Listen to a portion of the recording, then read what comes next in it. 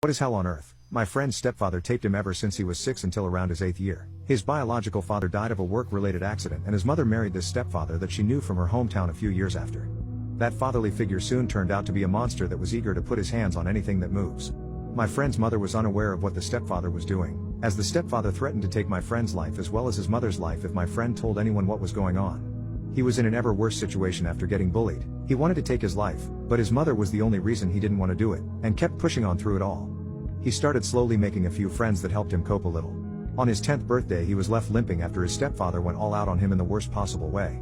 He was forced to go to school the day after and was unable to sit at all, unable to move, but he endured it and shrugged it off as an accident so that no one finds out what happens. He saw what the man can do. He doesn't want his mother hurt or worse because he told on this monster.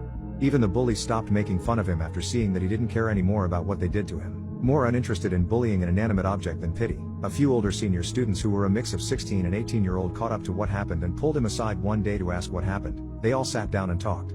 Although they knew what was happening, they merely asked to confirm what's going on. My friend who told them to not spread it as it means life and death to him and especially his mother let out all the information out of pure fear from about 5 or 6 behemoths towering around him. The seniors were not amused. Not one bit. They were all hellbent on making this man regret his life choices, and make him regret it they did. They stalked him, cornered him and afterwards went completely berserk on him, putting stuff into his back door and laying into his manhood until a sac exploded.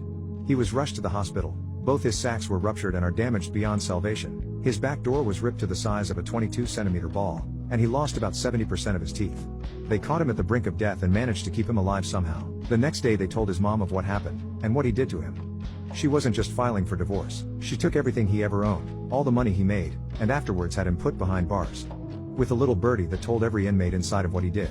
Last he heard of him was that he was being used quite literally as the prison's soap dispenser while in the pen. He came out roaming the streets, shunned by everyone, and they still regularly tell people of who he is and what he did to publicly shame him for what he did, losing him any job possible and barred from many establishments, and was regularly hissed at and yelled at to go away like a stray dog. There was no mercy for him.